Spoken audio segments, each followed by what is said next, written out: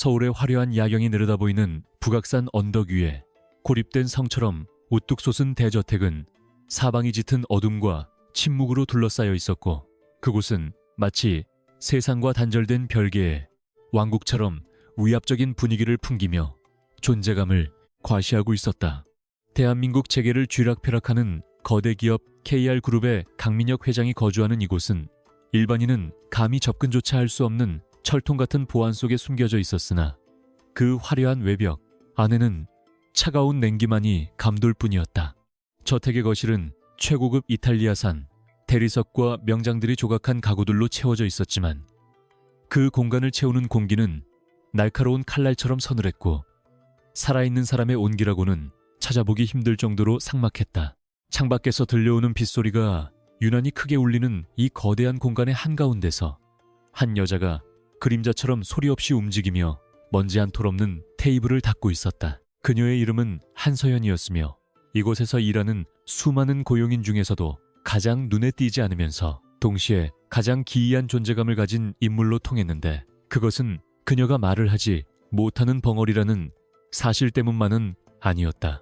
서연은 칠흑같이 어두운 검은색 머리카락을 단정하게 묶어 올리고 몸에 딱 맞는 메이드 유니폼을 입은 채 기계처럼 완벽한 동작으로 저택을 관리했지만, 그녀의 눈동자는 마치 깊은 심연을 들여다보는 것처럼 감정을 읽을 수 없었다. 그녀는 그 어떤 상황에서도 당황하거나 실수하는 법이 없었고, 주인이 물을 쏟거나 물건을 집어던지며 화풀이를 할 때조차 눈 하나 깜짝하지 않고 차분하게 뒷수습을 해내는 모습에서 때로는 인간이 아닌 정교하게 만들어진 인형 같다는 느낌마저 주었다. 다른 하녀들이 회장의 불같은 성미를 두려워하며 뒤에서 수군거릴 때도 서연은 오직 침묵만을 지키며 자신의 할 일에만 몰두할 뿐이었다. 자정이 가까워진 시각, 육중한 현관문이 열리며 젖은 코트를 걸친 강민혁 회장이 비틀거리는 걸음으로 들어왔고, 그의 뒤로는 수행비서들이 안절부절 못하며 따라 들어오려 했으나 그는 거칠게 손을 휘저어 그들을 물러가게 만들었다. 민혁의 얼굴은 지독한 피로와 알 수 없는 분노로 일그러져 있었고, 값비싼 양복은 비에 젖어 있었지만 그는 개의치 않고 거실 한복판으로 걸어들어와 넥타이를 거칠게 풀어 헤쳤다. 그는 대한민국에서 가장 냉혹하고 무자비한 경영자로 알려져 있었으며, 자신의 이익을 위해서라면 가족조차 내칠 수 있는 냉혈한이라는 평판을 듣고 있었기에 저택의 고용인들은 그의 발소리만 들어도 숨을 죽이고 몸을 사리기 일쑤였다. 하지만 서연은 민혁이 들어오는 순간에도 하던 일을 멈추지 않고 그가 벗어던진 코트가 바닥에 닿기도 전에 미끄러지듯 다가가 공중에서 낚아채는 기민함을 보였다. 민혁은 자신의 코트를 받아든 서연을 힐끗 쳐다보았지만 고맙다는 인사는커녕 경멸 어린 시선을 보내며 소파에 몸을 던지듯 앉았고, 곧이어 탁자 위에 놓인 위스키 병을 들어 잔도 없이 병째로 술을 들이켰다. 그는 오늘 하루 종일 이사회에서 늙은 이사들과 치열한 권력 다툼을 벌이고 왔으며, 그 과정에서 믿었던 측근의 배신을 확인하고 돌아오는 길이었기에 신경이 곤두설 대로 곤두서 있는 상태였다. 민혁은 입가에 흐른 술을 손등으로 닦아내며 서연을 향해 손가락을 까딱거렸고, 서연은 즉시 주방으로 사라졌다가 눈 깜짝할 사이에 얼음과 안주가 담긴 트레이를 들고 나타나 그의 앞에 무릎을 꿇고 정중하게 내려놓았다. 민혁은 서연의 그 지나치게 침착하고 순종적인 태도가 마음에 들지 않는다는 듯 미간을 찌푸리며 그녀의 턱을 거칠게 잡아 들어올렸다. 너는 정말이지 재미가 없는 여자라니까. 소리라도 지르거나 무서워하는 표정이라도 지어보면 좋으련만 혀가 없으니 비명을 지를 수도 없겠군이라며 민혁은 비릿한 조소를 날렸지만 서연의 눈동자는 여전히 고요한 호수처럼 흔들림이 없었다. 민혁은 그녀의 반응 없음에 흥미를 잃고 잡았던 턱을 캔밀쳐버린 뒤 다시 술병을 입으로 가져갔고, 서연은 밀쳐진 반동에도 중심을 잃지 않고 유연하게 자세를 바로잡으며 다시 고개를 숙였다. 사실 민혁이 서연을 고용하고 계속 곁에 두는 이유는 그녀가 유능해서가 아니라 그녀가 벙어리라는 점이 자신의 비밀을 지키기에 가장 적합하다고 판단했기 때문이었다. 그는 자신의 공간에서 일어나는 모든 일이 밖으로 새어나가는 것을 극도로 혐오했고, 말 못하는 하녀는 그런 그에게 있어 가장 안전하고 편리한 도구에 불과했다. 하지만 강민혁은 꿈에도 상상하지 못하고 있었는데, 그가 무생물 취급하는 이 조용한 하녀가 지금 그의 목에 들이닥친 칼날보다 더 날카로운 감각으로 저택의 공기를 읽고 있다는 사실을 말이다. 서연은 겉으로는 공손하게 물러나 벽난로 옆에서 대기하고 있었지만 그녀의 온 신경은 민혁이 탁자 위에 올려둔 검은 가죽 가방에 집중되어 있었고, 그 가방에서 뿜어져 나오는 위험한 냄새를 본능적으로 감지하고 있었다. 오늘 민혁이 평소와 달리 수행비서조차 들이지 않고 직접 들고 들어온 저 가방 안에는 분명 누군가의 목숨을 앗아가거나 혹은 민혁 자신의 목숨을 위태롭게 만들 수 있는 치명적인 무언가가 들어있음이 틀림없었다. 서연은 민혁의 거친 숨소리와 불규칙한 심장 박동, 그리고 창밖의 빗소리에 섞여 들어오는 미세한 이질적인 소음들을 분석하며 서서히 자신의 내부 스위치를 켜고 있었다. 폭우가 거세지면서 저택의 통유리 창을 때리는 빗줄기가 마치 누군가가 문을 두드리는 소리처럼 요란하게 들리기 시작했고, 천둥 소리가 멀리서 으르렁거릴 때마다 거실의 조명이 불안하게 깜빡거렸다. 민혁은 술 기운이 오르자 가방을 열어 서류 뭉치를 꺼내 들고는 미친 듯이 웃다가 이내 표정을 굳히며 서류를 바닥에 내동댕이 치고 머리를 감싸 쥐는 등 극도의 불안 증세를 보이기 시작했다. 그 서류들은 경쟁기업의 불법 자금 세탁 내역과 정치권 로비 리스트가 담긴 원본이었고, 민혁은 이것을 손에 넣기 위해 어둠의 조직과 거래를 했지만 그 거래가 틀어지면서 이제는 사냥꾼이 아닌 사냥감이 되어버린 상황이었다. 서연은 바닥에 흩어진 서류들을 줍기 위해 다가갔으나 민혁은 갑자기 소리를 지르며 그녀의 손을 발로 밟아버렸고 건드리지 말라고 짐승처럼 으르렁거렸다. 서연은 발에 밟힌 손등에서 전해지는 통증에도 불구하고 미동도 하지 않았으며 오히려 고개를 들어 민혁의 눈을 똑바로 응시했는데, 그 순간 민혁은 술에 취해 흐릿한 시야 속에서도 그녀의 눈빛이 평소와 다르다는 것을 느꼈다. 그것은 하녀가 주인을 바라보는 두려움이나 복종의 눈빛이 아니라 마치 먹잇감을 관찰하는 포식자의 눈빛처럼 서늘하고 매섭게 빛나고 있었기에 민혁은 순간적으로 등골이 오싹해지는 기분을 느꼈다. 민혁이 당황하여 발을 때려는 찰나 서연은 아주 자연스럽게 손을 빼내어 옷자락에 닦고는 아무 일도 없었다는 듯 다시 일어나 서류를 정리하지 않고 뒷걸음질쳐 어둠 속으로 물러났다. 그녀는 이미 알고 있었는데 저택을 둘러싼 외부 보안 시스템의 센서가 하나씩 꺼지고 있다는 것을 감지했기 때문이었다. 저택의 보안 시스템은 세계 최고 수준을 자랑하며 적외선 감지기와 동작 인식 센서, 그리고 24시간 무장 경비원들이 철통같이 지키고 있었지만 지금 서연의 귀에는 경비원들의 무전이 끊기는 소리가 환청처럼 들려오고 있었다. 그녀는 주머니 속에 넣어둔 작은 진동장치가 미세하게 떨리는 것을 느꼈는데, 이것은 그녀가 저택 곳곳에 몰래 설치해둔 사설 감지기에서 보내는 신호였다. 누군가가 정문이 아닌 뒷산의 절벽을 타고 넘어와 3층 테라스 쪽으로 침투했으며 그 움직임은 너무나 은밀하고 신속해서 일반적인 보안 요원들은 결코 알아챌 수 없는 수준의 전문가라는 것을 서연은 직감했다. 서연은 민혁이 여전히 술과 공포에 취해 비틀거리는 것을 보며 한심하다는 생각을 했지만 그녀의 임무는 아직 끝나지 않았기에 조용히 앞치마 안쪽에 히든 포켓을 점검했다. 민혁은 불안감을 떨쳐내려는 듯 다시 위스키를 입에 털어넣으며 소파 깊숙이 몸을 파묻었고, 창밖에 번개가 칠 때마다 그의 얼굴에는 짙은 그림자가 드리워져 마치 해골처럼 기괴하게 보였다. 그는 자신이 대한민국 최고의 재벌이라는 오만에 빠져 설마 누군가가 감히 자신의 안방까지 쳐들어올 것이라고는 생각하지 못하고 있었으며, 돈으로 매수한 경비업체가 자신을 지켜줄 것이라 맹신하고 있었다. 그러나 서연은 이미 2층 복도 끝에서 들려오는 미세한 마찰음, 즉 젖은 신발이 고급 카펫을 밟을 때 나는 아주 작은 소리를 포착했고 그 소리가 점점 거실을 향해 다가오고 있다는 것을 알고 있었다. 그녀는 청소도구를 정리하는 척하며 거실 구석에 놓인 장식장 뒤로 몸을 옮겼고 그곳에 숨겨진 날카로운 편지, 개봉용 칼의 위치를 눈으로 확인했다. 폭풍우는 점점 더 거세져 창문이 깨질 듯이 흔들렸고 그 소음은 침입자에게 완벽한 은폐 수단을 제공하고 있었는데 침입자는 이 모든 자연 현상을 계산에 넣고 움직이는 노련한 킬러임이 분명했다.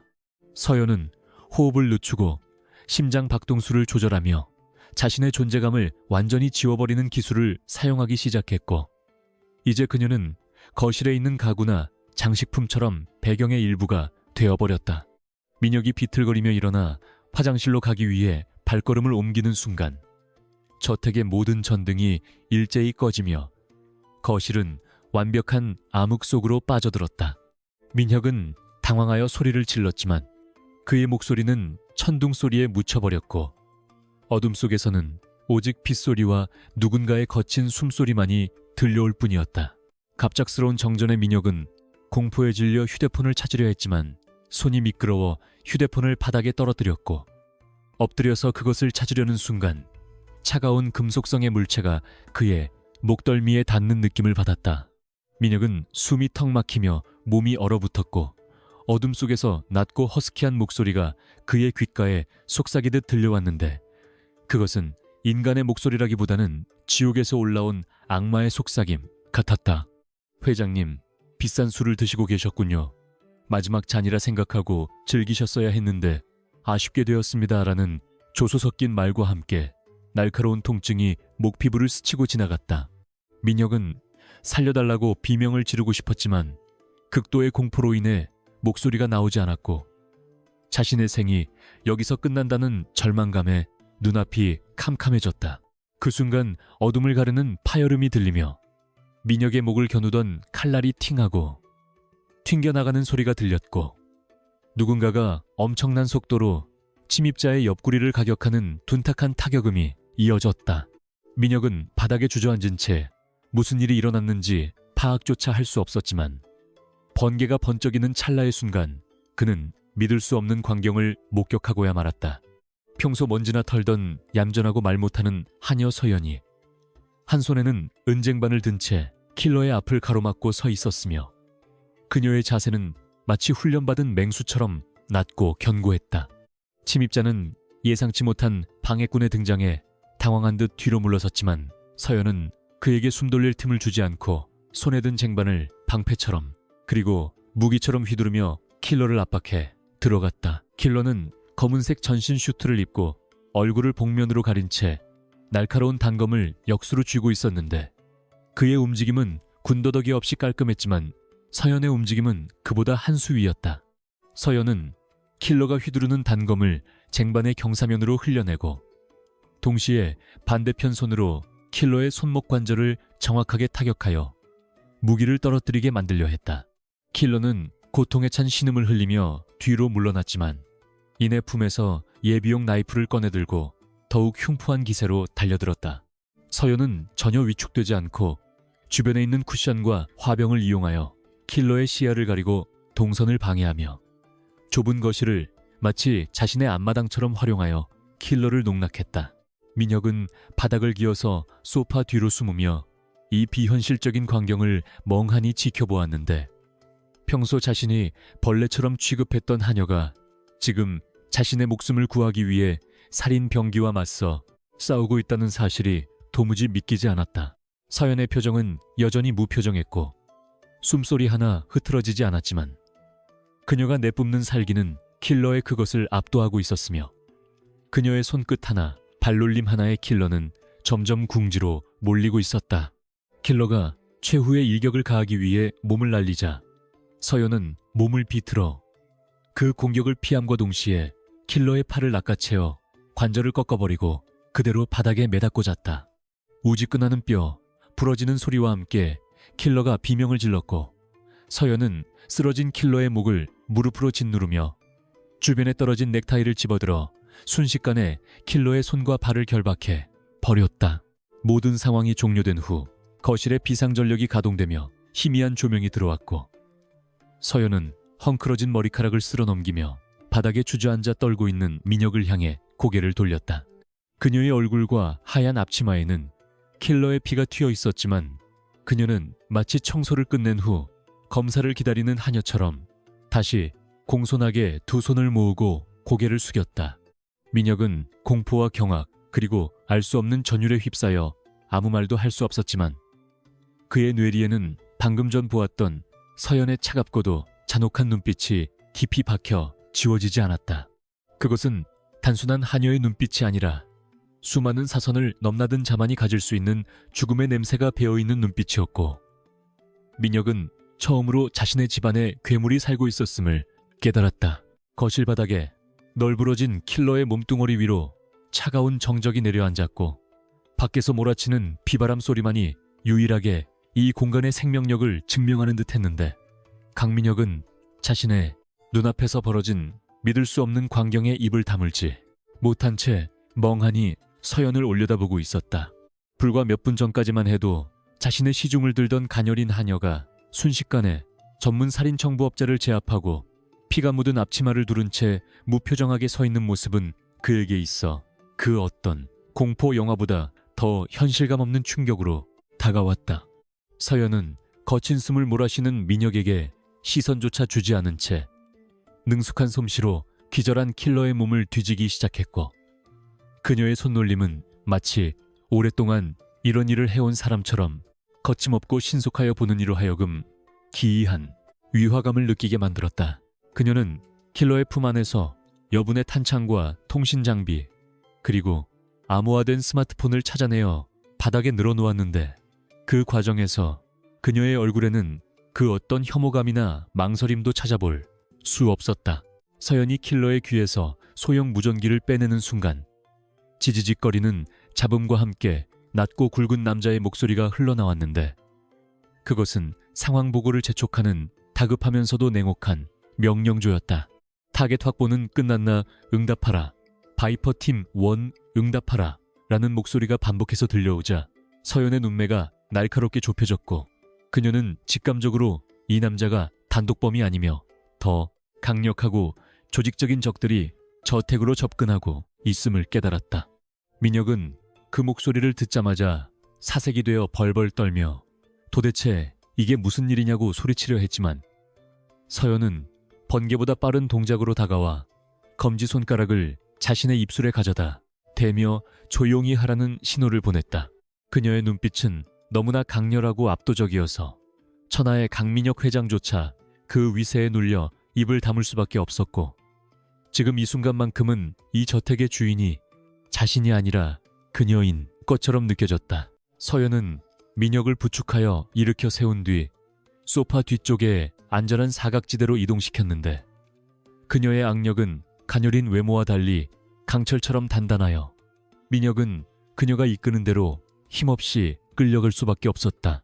그녀는 재빨리 거실에 커튼을 쳐서 외부의 시선을 차단하고 깨진 화병 조각과 흩어진 서류들을 발로 밀어 대충 정리한 뒤 민혁의 귀에 입을 가까이 대지 않고 손바닥에 글씨를 쓰듯 제스처를 취해 상황을 설명하려 했다. 하지만 민혁이 그녀의 의도를 이해하지 못하고 멍청하게 바라만 보고 있자 서연은 답답함을 느낀 듯 미간을 살짝 찌푸리더니 주변에 있던 메모지와 펜을 가져와 거침없는 필체로 상황을 적어 내려갔다. 외부 침입자가 더 있습니다. 보안 시스템은 해킹당했고 통신은 차단되었습니다. 지금부터 제 지시에 따르지 않으면 회장님은 죽습니다라는 간결하고도 명확한 문장을 본 민혁은 다시 한번 등골이 오싹해지는 공포를 느꼈다. 그 시각 저택의 정문 앞에는 빗줄기를 뚫고 검은색 세단 한 대가 소리 없이 미끄러져 들어와 멈춰섰고 그 차에서 내린 한 남자는 우산도 쓰지 않은 채 비를 맞으며 저택을 올려다보고 있었다.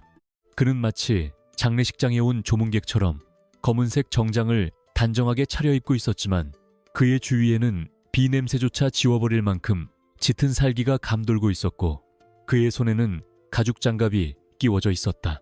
저택 내부와 연결된 무전이 끊긴 것을 확인한 그는 입가에 희미한 미소를 띄었는데 그것은 계획이 틀어진 것에 대한 짜증이라기보다는 예상치 못한 변수에 대한 흥미로움이 담긴 잔혹한 미소였다.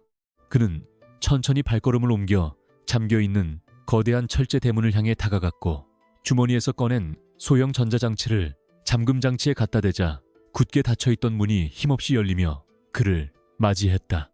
민혁은 서연이 건네준 메모를 손에 쥐고 덜덜 떨면서 자신이 수십억 원을 들여 구축한 보안 시스템이 이렇게 허무하게 뚫릴 수 있다는 사실에 분노와 절망을 동시에 느꼈다.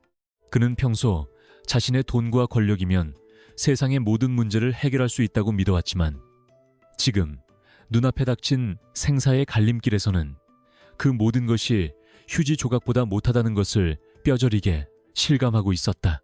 서연은 민혁의 불안한 심리를 꿰뚫어보듯 그에게 따뜻한 물 한 잔을 건네는 대신 날카로운 유리 조각 하나를 쥐어주며 만약의 사태에 대비하라는 무언의 압박을 가했다.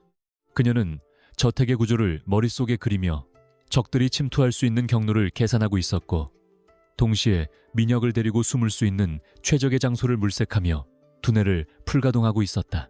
그때 1층 현관 쪽에서 육중한 문이 열리는 소리와 함께 젖은 구두가 대리석 바닥을 밟는 또각또각하는 소리가 정적을 깨고 거실까지 울려 퍼지기 시작했다. 그 소리는 앞서 침입했던 킬러의 은밀한 발소리와는 달리 너무나 당당하고 여유로워서 오히려 듣는 사람의 심장을 더욱 조여오게 만드는 공포스러운 리듬을 가지고 있었다.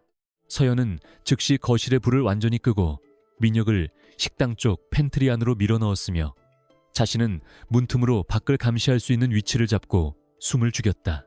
빗물에 젖은 침입자의 그림자가 복도의 벽을 타고 길게 늘어지며 거실로 다가왔고 그 그림자는 마치 저승사자가 낫을 들고 다가오는 형상처럼 기괴하게 일렁거렸다. 새로 나타난 침입자는 거실 한복판에 쓰러져 있는 자신의 부하를 발견하고도 전혀 놀란 기색 없이 다가가 발끝으로 툭툭 건드려 생사를 확인하더니 혀를 차며 싸늘한 목소리로 중얼거렸다. 고작 이런 곳에서 실수를 하다니 쓸모없는 놈이라며 그는 쓰러진 부하의 머리에 주저없이 소음기가 장착된 권총을 겨누고 확인 사살을 해버렸다. 퍽 하는 둔탁한 소리와 함께 바닥에 붉은 피가 튀는 것을 목격한 민혁은 팬트리 안에서 입을 틀어막고 비명을 삼켜야 했으며 공포로 인해 바지가 축축하게 젖어 들어가는 것을 느꼈다.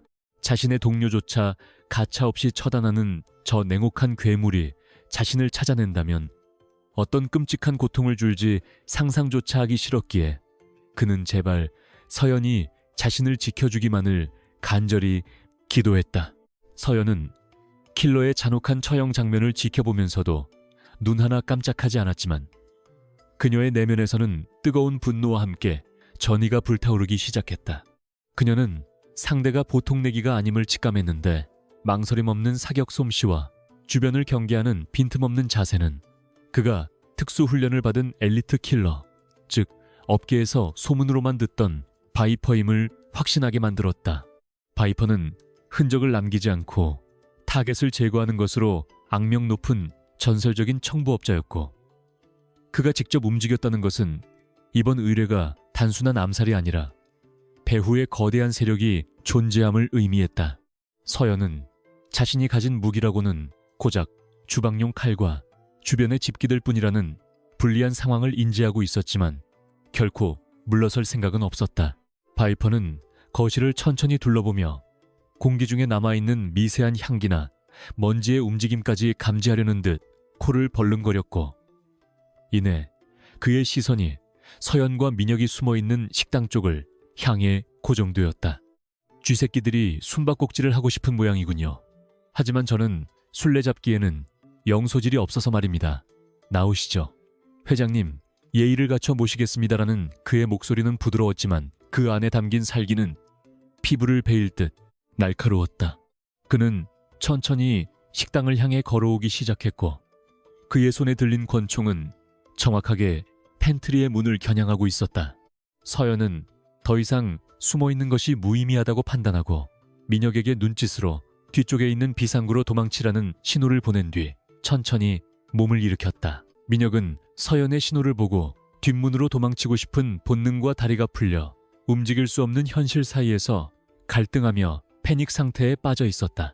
서연은 그런 민혁을 한심하게 쳐다볼 겨를도 없이 식탁 위에 놓여있던 무거운 크리스탈 잿더리를 집어들고 바이퍼가 문을 열고 들어오는 타이밍을 계산했다.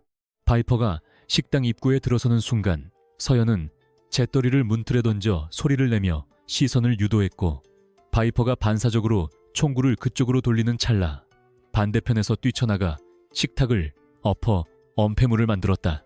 와장창하는 소리와 함께 값비싼 그릇들이 깨지며 파편이 튀었고 식당은 순식간에 아수라장으로 변했다. 바이퍼는 엎어진 식탁 뒤에 숨은 서연을 향해 망설임 없이 총탄을 쏟아부었고, 총알이 나무 식탁을 뚫고 지나가는 소리가 귓가를 때리며 공포감을 극대화했다. 서연은 바닥을 구르며 파편을 피해 냉장고 뒤로 몸을 숨겼고, 그 짧은 순간에도 바이퍼의 사격 패턴과 재장전 타이밍을 분석하려 애썼다. 그녀는 자신이 지금 맨손이나 다름없는 상태에서 총을 든 상대를 제압하는 것이 얼마나 무모한 짓인지 알고 있었지만 민혁을 살리기 위해서는 선택의 여지가 없었다. 바이퍼는 사격을 멈추고 천천히 탄창을 갈아 끼우며 재미있군요, 회장님 곁에 이런 훌륭한 보디가드가 숨어 있었을 줄이야. 정보가 틀렸군요 라고 비웃으며 거리를 좁혀왔다. 서연은 숨을 고르며 주변을 살폈고 주방 조리대 위에 놓인 셰프 나이프 세트가 눈에 들어오자 그것을 확보하기 위해 몸을 날릴 준비를 했다. 하지만 바이퍼는 그녀의 의도를 간파한 듯 냉장고 쪽으로 천천히 다가오며 압박해왔고, 서연은 절체절명의 위기에 봉착했다. 그때 겁에 질려 꼼짝도 못하던 민혁이 쥐어짜낸 용기로 옆에 있던 와인병을 바닥에 던져 깨트리는 돌발 행동을 했고, 그 소리에 바이퍼의 주의가 잠시 분산되었다. 그 찰나의 틈을 놓치지 않고 서연은 그림자처럼 튀어나가 바이퍼의 손목을 향해 날카로운 젓가락을 비수처럼 날렸고, 젓가락은 정확하게 바이퍼의 손등을 스치며 지나갔다. 바이퍼는 예상치 못한 반격에 살짝 주춤하며 뒤로 물러섰지만 이내 평정을 되찾고 더욱 차가운 눈빛으로 서연을 응시하며 본격적인 사냥을 준비하는 자세를 취했다. 그는 총을 홀스터에 집어넣고 허리춤에서 큼지막한 군용 나이프를 꺼내 들었는데, 그것은 총소리로 인해 외부의 이목을 끌지 않고 조용히 처리하겠다는 의도이자 서연을 자신의 수준에 맞는 상대로 인정했다는 뜻이기도 했다. 서연 역시 조리대에서 가장 긴 회칼을 집어들고 역수로 잡으며 전투태세를 갖췄고, 두 사람 사이에는 팽팽한 긴장감이 감돌았다. 번개가 번쩍이며 식당 안을 하얗게 비출 때 두 살인 병기의 그림자가 벽 위에서 춤을 추듯 얽히기 시작했다. 부엌의 차가운 공기를 가르며 두 개의 금속날이 충돌하는 소리는 천둥 소리보다 더 날카롭게 고막을 파고들었고, 그와 동시에 튀어오른 불꽃은 어둠 속에서 짧고 강렬한 섬광을 남기며 사라졌다. 바이퍼는 특수부대 출신다운 묵직하고 파괴적인 힘으로 군용 나이프를 휘두르며 서연의 급소를 노렸지만, 서연은 물 흐르듯 유연한 동작으로 그 궤적을 읽어내고 셰프 나이프에 등 부분으로 공격을 쳐내며 충격을 분산시켰다. 일반적인 여성의 완력으로는 감당하기 힘든 공격이었음에도 불구하고 서연의 손목은 강철처럼 흔들림이 없었고, 오히려 상대의 힘을 역이용하여 바이퍼의 무게중심을 무너뜨리는 정교한 기술을 구사했다. 민혁은 식탁 밑에 웅크린 채 그들의 싸움을 지켜보았는데, 그것은 인간의 싸움이라기보다는 두 마리의 맹수가 서로의 목덜미를 물어뜯기 위해 엉겨붙은 원초적이고 잔혹한 춤사위처럼 보였다. 바이퍼는 자신의 공격이 연달아 막히자 당혹감을 감추지 못하고 거칠게 숨을 몰아쉬며 뒤로 물러섰는데, 그의 눈에는 처음의 여유로움은 사라지고 사냥감을 노리는 포식자의 살기만이 이글거리고 있었다. 그는 서연이 단순한 경호원 수준을 넘어선다는 것을 직감하고 전술을 변경하여 힘으로 밀어붙이는 대신 주변의 지형지물을 이용한 변칙적인 공격을 시도하기 시작했다. 바이퍼가 옆에 있던 육중한 참나무 도마를 집어들어 서연의 머리를 향해 맹렬히 집어던졌지만, 서연은 고개를 살짝 숙여 피함과 동시에 바닥을 미끄러지듯 이동하여 바이퍼의 사각지대로 파고들었다. 그녀의 움직임은 소름 끼칠 정도로 소리가 없어서 바이퍼조차 그녀의 위치를 놓치는 순간이 발생했고, 그 찰나의 틈을 타 서연의 칼날이 바이퍼의 옆구리를 스치며 붉은 선혈을 흩뿌렸다. 옆구리에서 느껴지는 타는 듯한 통증에 바이퍼는 짐승 같은 신음을 흘리며 주춤거렸지만, 이내 고통을 분노로 치환하여 더욱 흉포하게 칼을 휘두르며 반격에 나섰다. 그는 좁은 주방의 특성을 이용하여 서연을 구석으로 몰아넣으려 했고, 식기세척기와 오븐이 있는 좁은 통로로 그녀를 유인하여 움직임을 제한하려는 계산된 움직임을 보였다. 하지만 서연은 그 좁은 공간이 자신에게 불리하다는 것을 알면서도 피하지 않고 오히려 그 안으로 뛰어들었는데, 그것은 그녀가 이 주방의 모든 기물과 배치를 자신의 손바닥 보듯 꿰뚫고 있었기 때문이었다. 바이퍼가 회심의 일격을 가하려던 순간 서연은 뒤로 손을 뻗어 오븐의 손잡이를 밟고 도약하여 공중에서 몸을 비틀었고, 바이퍼의 칼은 허공을 가르며 허무하게 빗나갔다. 공중에 붕 뜬 상태에서 서연은 중력을 거스르는 듯한 우아한 동작으로 내려오며 바이퍼의 어깨를 발꿈치로 찍어 눌렀고, 그 충격으로 바이퍼는 바닥에 한쪽 무릎을 꿇으며 자세가 무너졌다. 민혁은 입을 딱 벌린 채 그 광경을 목격했는데, 평소 무거운 쟁반 하나를 들 때도 조심스러워하던 그녀가 지금은 중력을 무시하는 무술의 고수처럼 날아다니는 모습에 자신의 눈을 의심할 수밖에 없었다. 서연은 착지와 동시에 회전하며 손에 든 칼로 바이퍼의 손목 힘줄을 노렸으나, 바이퍼 역시 산전수전 다 겪은 베테랑답게 본능적으로 팔을 거두며 구르기를 시도해 치명상을 피했다. 주방 바닥은 깨진 접시 조각들과 흘러나온 와인, 그리고 빗물이 뒤섞여 몹시 미끄러웠지만 두 사람의 균형 감각은 그 열악한 환경조차 무색하게 만들었다. 거리를 벌린 바이퍼는 거친 숨을 몰아쉬며 자신의 재킷을 벗어 팔에 감기 시작했는데, 이는 칼에 베이는 것을 방지하고 방어력을 높이기 위한 임기응변이었다. 그는 서연을 향해 비릿한 미소를 지으며 제법이군 아가씨. 하지만 그 예쁜 얼굴에 흉터가 생기면 회장님이 슬퍼하지 않겠어? 라며 도발적인 말을 내뱉어 그녀의 평정심을 흔들려 했다.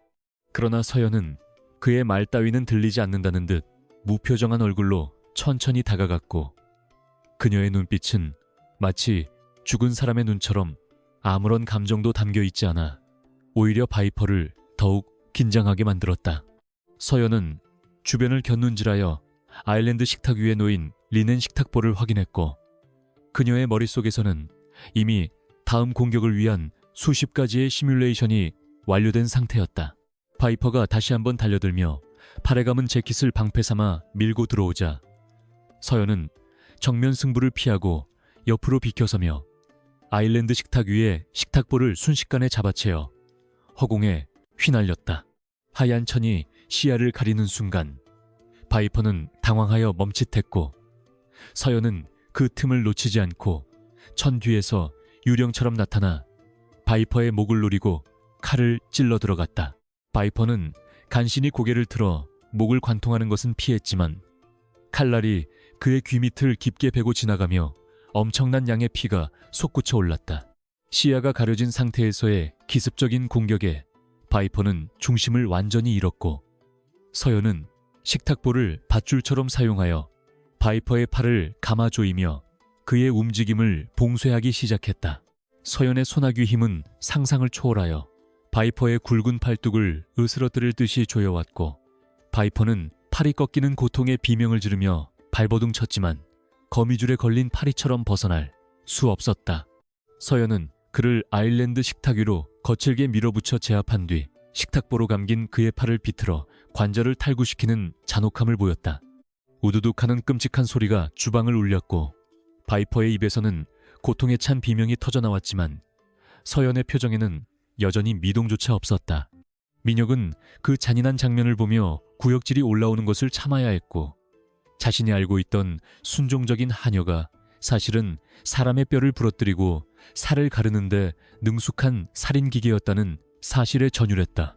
하지만 바이퍼는 한 팔을 못 쓰게 된 상황에서도 포기하지 않고 남은 한 손으로 허리춤에 숨겨둔 예비용 단검을 꺼내 서연의 복부를 향해 기습적으로 찔러 들어왔다.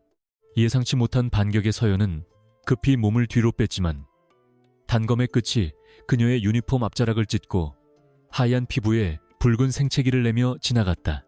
통증이 느껴졌을 터임에도 서연은 눈 하나 깜짝하지 않고 오히려 그 공격을 기회로 삼아 바이퍼의 남은 팔마저 잡아채어 식탁 모서리에 강하게 내리찍었다. 쨍그랑하는 소리와 함께 바이퍼의 손에서 단검이 떨어졌고 이제 그는 양팔을 모두 쓸 수 없는 처참한 상태가 되어버렸다. 서연은 쓰러진 바이퍼의 멱살을 잡고 들어올려 그를 싱크대 쪽으로 끌고 갔고 그녀의 행동에는 일말의 자비도 보이지 않았다.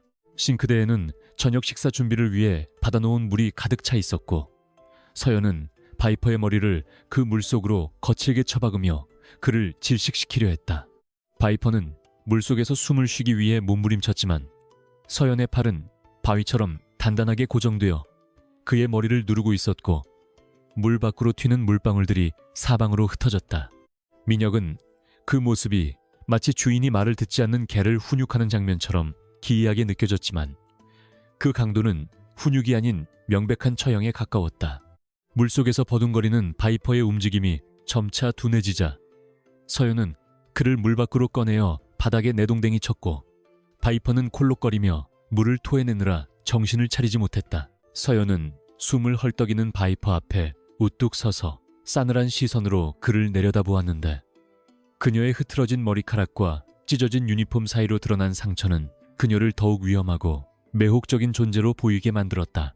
바이퍼는 흐릿해지는 의식 속에서도 그녀를 올려다보며 헛웃음을 지었고 너 정체가 뭐냐? 도대체 어디 소속이냐? 라며 쉰 목소리로 물었지만 돌아오는 것은 차가운 침묵뿐이었다.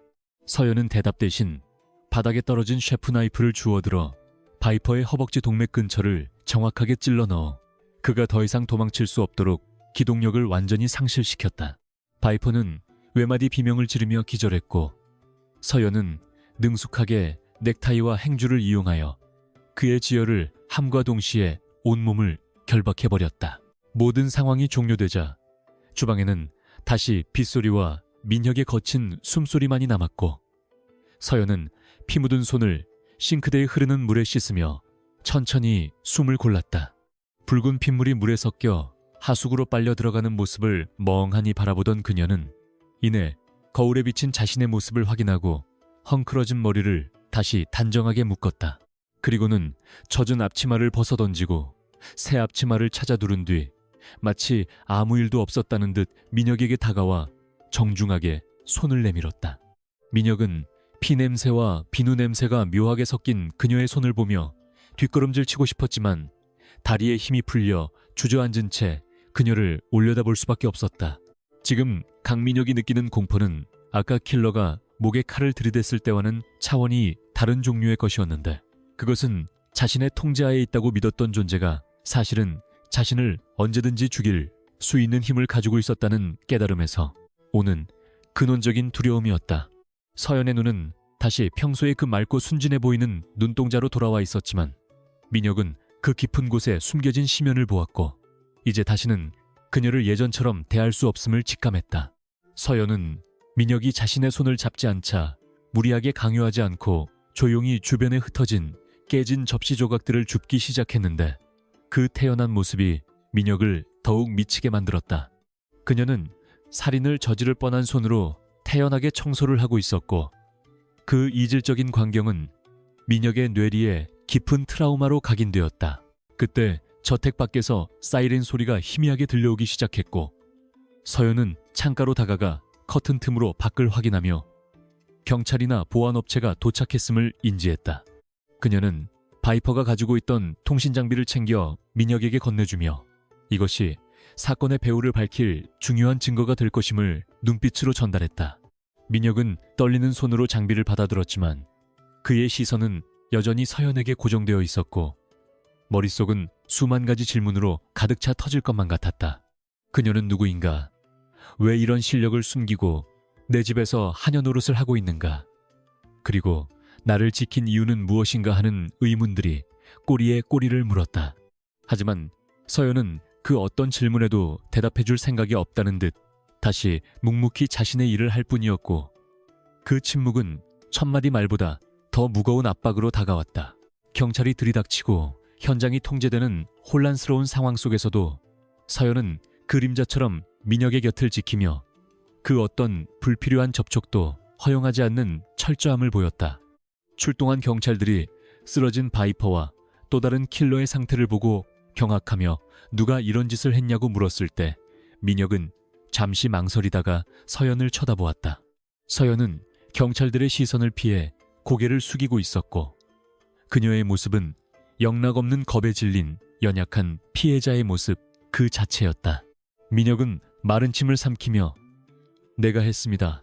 정당방위였습니다. 라고 거짓 진술을 했고 서연은 그 말을 듣고 아주 미세하게 입꼬리를 올렸다 내렸다. 민혁은 자신이 왜 그녀를 감싸주었는지 스스로도 이해할 수 없었지만 본능적으로 그녀의 정체가 드러나면 자신 또한 위험해질 것이라는 계산이 깔려 있었다. 조사가 진행되는 동안 서연은 경찰들의 눈을 피해 바이퍼의 주머니에서 떨어져 나온 작은 메모리 칩을 몰래 회수하여 자신의 품속에 감췄다.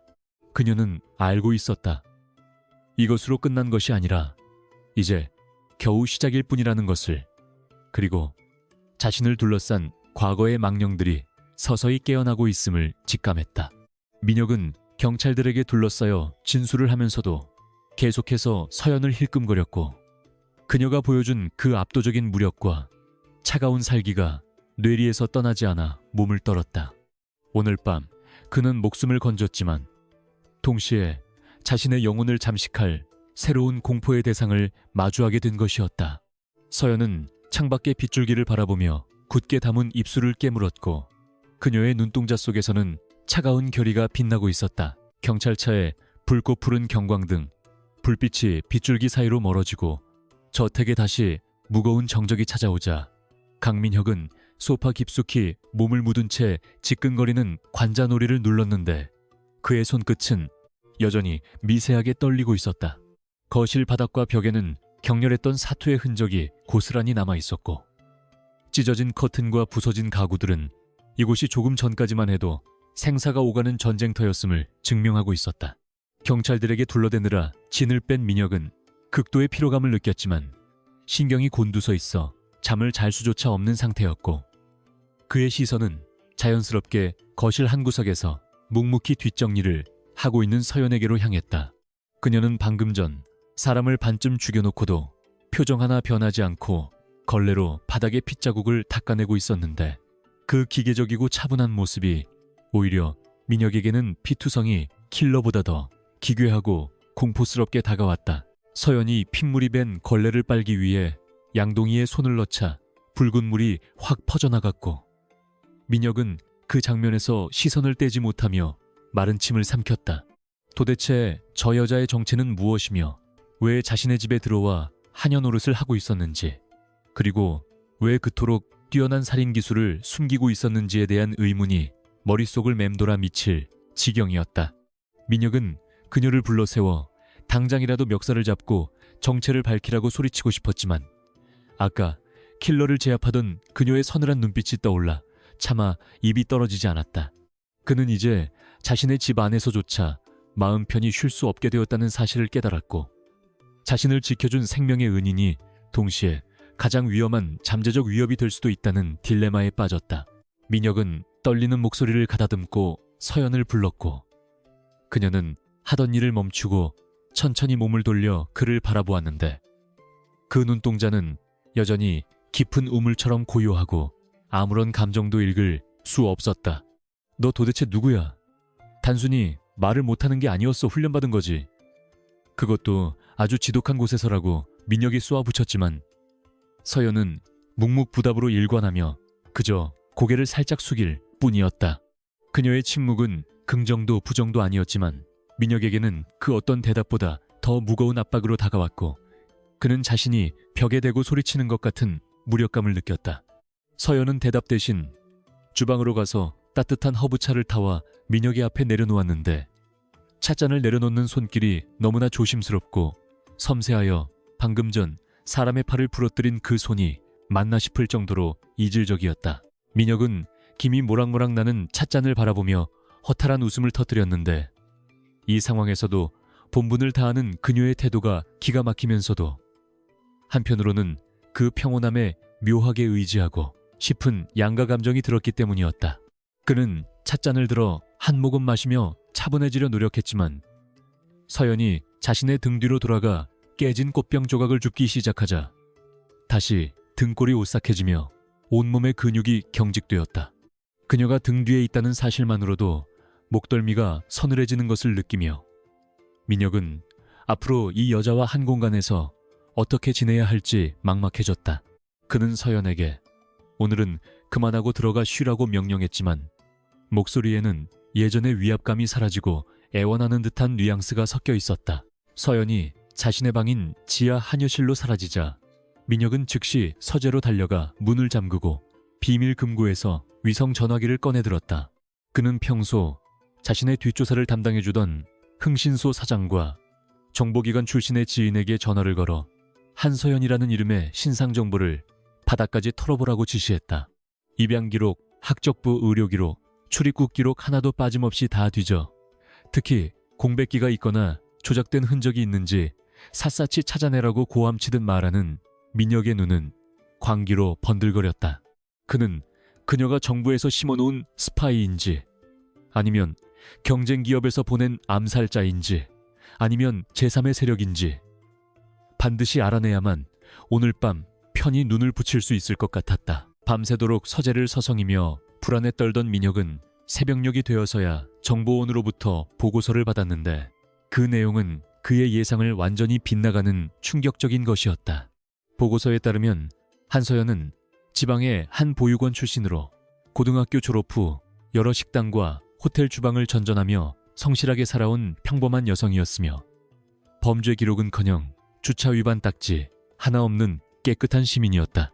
하지만 민혁은 이 완벽하게 평범한 기록이야말로 그녀의 과거가 철저하게 세탁되었음을 증명하는 증거라고 확신했다. 어설픈 범죄자나 스파이라면 오히려 사소한 기록이라도 남아있기 마련인데 이렇게 티끌 하나 없는 깨끗한 서류는 국가 기밀 수준의 전문가가 개입하지 않고서는 불가능한 일이었다. 민혁은 책상을 내리치며 욕설을 내뱉었고 모니터 화면 속 서연의 증명사진을 뚫어지게 쳐다보며 너는 유령이구나. 존재하지만 존재하지 않는 유령이라고 중얼거렸다. 그는 그녀의 과거에 1급 기밀로 분류된 특수부대나 첩보기관의 그림자가 드리워져 있음을 직감했고 그녀가 말을 하지 않는 것 또한 단순한 장애가 아니라 과거의 임무나 트라우마와 관련된 침묵의 서약일지도 모른다고 추측했다. 이제 민혁에게 서연은 단순한 고용인이 아니라 언제 터질지 모르는 시한폭탄이자 동시에 자신을 지켜줄 수 있는 유일한 방패라는 이중적인 존재가 되었다. 그는 그녀를 해고할 수도 없었는데 그녀를 내보내는 순간 그녀가 가진 비밀이 세상에 드러나거나 혹은 적들의 표적이 되어 자신까지 위험해질 수 있다는 계산이 섰기 때문이었다. 다음 날 아침날이 밝자 서연은 여느 때와 다름없이 정해진 시간에 아침 식사를 준비하여 식당으로 올라왔고 민혁은 식탁에 앉아 그녀를 기다리고 있었다. 서연이 카트를 밀고 들어오는 소리에 민혁은 흠칫 놀라며 어깨를 움츠렸지만 애써 태연한 척하며 신문을 보는 심용을 했다. 서연은 민혁의 앞에 갓 구운 토스트와 커피를 내려놓고 과일을 깎기 위해 과도를 집어들었는데 그 순간 아침 햇살에 반사된 칼날이 번쩍이자 민혁은 자신도 모르게 의자를 뒤로 밀며 비명을 지를 뻔했다. 서연은 잠시 멈칫하며 민혁을 쳐다보았지만 아무런 내색 없이 다시 과일을 깎기 시작했고 사과 껍질이 끊어지지 않고 길게 늘어지는 모습은 그녀의 손기술이 얼마나 정교한지 다시금 상기시켜 주었다. 민혁은 식은땀을 흘리며 서연이 깎아놓은 사과를 바라보았고 그것이 마치 킬러가 보내는 경고장처럼 느껴져 입맛이 뚝 떨어졌다. 그는 서연을 향해 헛기침을 하며 어제 일은 아무에게도 말하지 마. 경찰에게 한 말 그대로 유지해. 보상은 충분히 하겠다고 말하며 봉투 하나를 식탁 위에 밀어놓았다. 그것은 입막음 비용이자 일종의 충성 서약금이었지만 서연은 봉투를 쳐다보지도 않고 묵묵히 빈 접시를 치울 뿐이었다.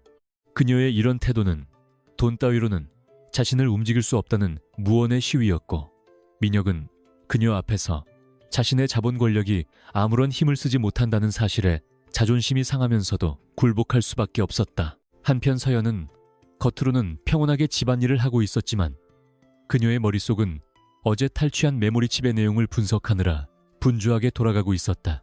그녀는 민혁이 자신을 뒷조사하고 있다는 사실을 이미 알고 있었고, 그가 아무것도 찾아내지 못할 것이라는 점 또한 확신하고 있었다. 그녀의 진짜 신분은 이미 오래전에 사망 처리되어 세상에서 지워졌으며, 지금의 한서연이라는 껍데기는 그 누구도 뚫을 수 없는 완벽한 위장이었기 때문이었다. 그녀가 진정으로 경계하는 것은 민혁의 의심이 아니라 어젯밤 습격해온 자들이 남긴 단서, 즉 그들이 자신의 과거와 연결되어 있을지도 모른다는 불길한 예감이었다. 오후가 되어 민혁이 회사로 출근하고 집이 비자 서연은 자신의 지하방으로 내려가 낡은 침대 매트리스 밑에 숨겨둔 낡은 노트북을 꺼냈다.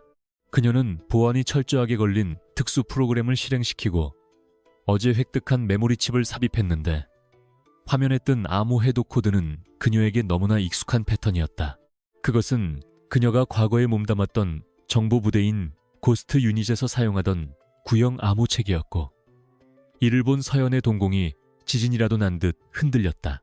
부대는 3년 전 작전 실패로 해체되었고 동료들은 모두 죽거나 실종되었다고 알고 있었는데, 이 암호가 왜 민혁을 노리는 킬러들의 손에서 나왔는지 도무지 이해할 수 없었다. 화면에 나타난 데이터는 민혁의 회사인 KR그룹이 비밀리에 개발 중인 차세대 방위산업 기술과 관련된 기밀 문서들이었고, 그 밑에는 타겟 제거 명령서가 첨부되어 있었다.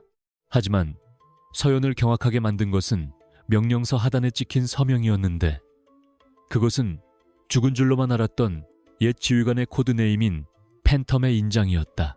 서연은 숨을 멈추고 화면을 응시하며 잊고 지내려 했던 과거의 악몽이 되살아나는 것을 느꼈고, 심장이 미친 듯이 박동하기 시작했다.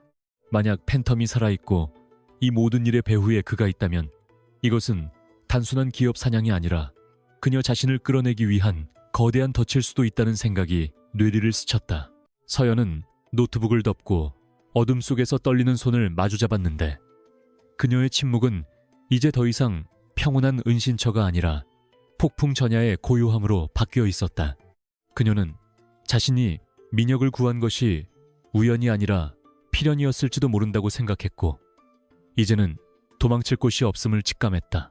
그녀는 서랍 깊숙한 곳에서 오랫동안 봉인해 두었던 작은 금속 상자를 꺼냈는데, 그 안에는 그녀가 과거에 사용하던 특수 제작된 단검과 통신 이어피스, 그리고 반쪽짜리 군번줄이 들어있었다.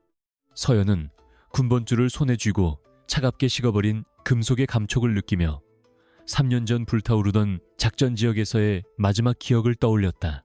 그때 현관 초인종이 울리며 정적을 깼고, 인터폰 화면에는 낯선 제복을 입은 택배 기사가 서 있었지만, 서연의 예민한 감각은 그에게서 풍기는 미세한 화약 냄새를 모니터 너머로 감지했다.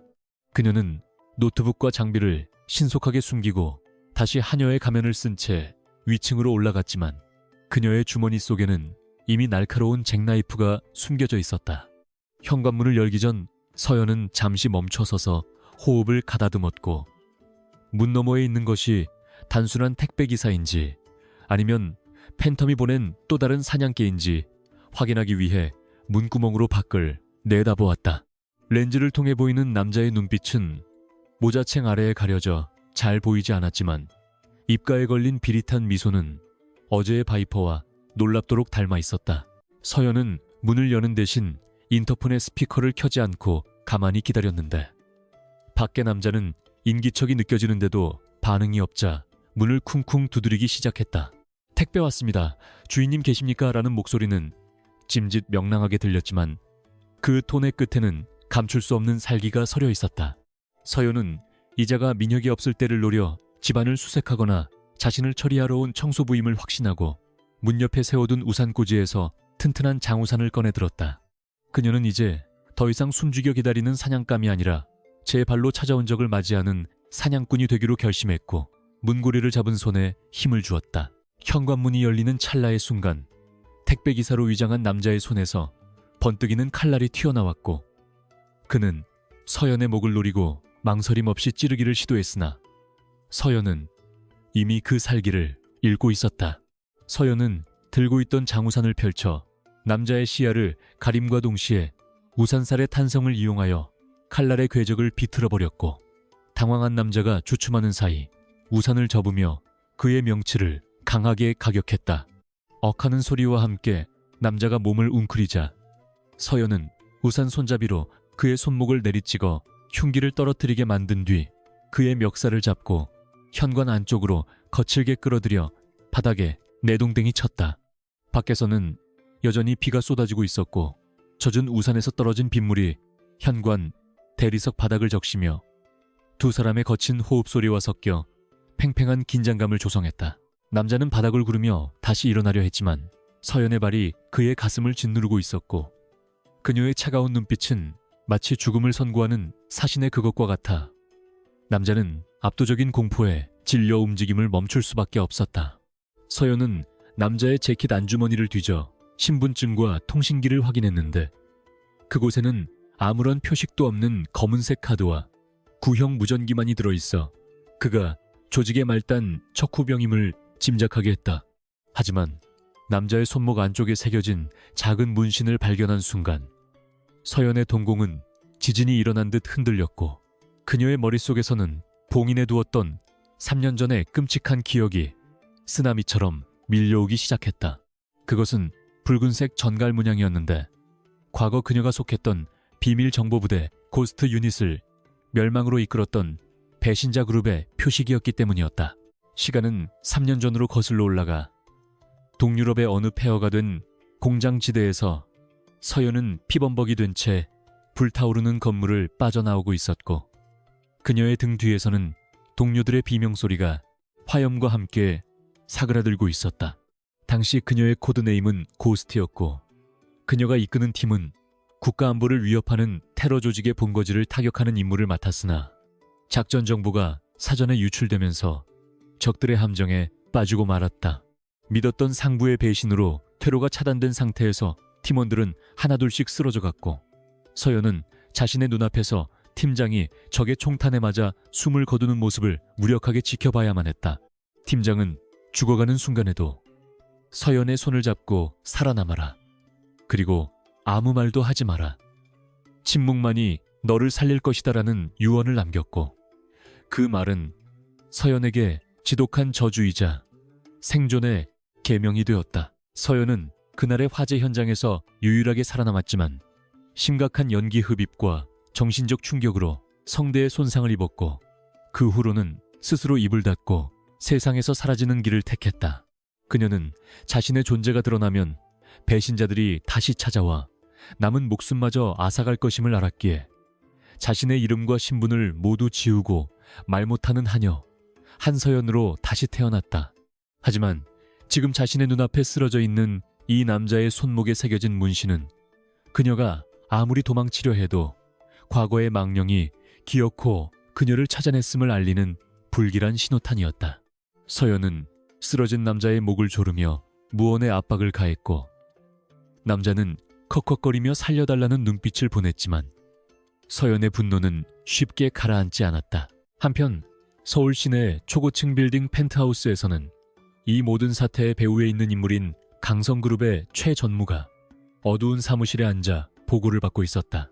그는 강민혁의 경쟁자이자 정재계의 어둠을 주무르는 거물로 이번 암살 계획을 설계한 장본인이었으나 계획이 잇따라 실패하자 심기가 불편한 기색이 역력했다. 최 전무는 모니터 화면에 띄워진 영상을 바라보고 있었는데 그것은 어젯밤 강민혁의 저택 보안 카메라에 찍힌 흐릿한 영상으로 서연이 킬러를 제압하는 장면이 담겨 있었다. 그는 시가를 피우며 연기를 길게 내뿜었고 저 계집은 뭐지? 단순한 하녀가 아니야. 움직임이 프로다. 그것도 아주 위험한 놈들의 냄새가 나라고 중얼거리며 눈을 가늘게 떴다.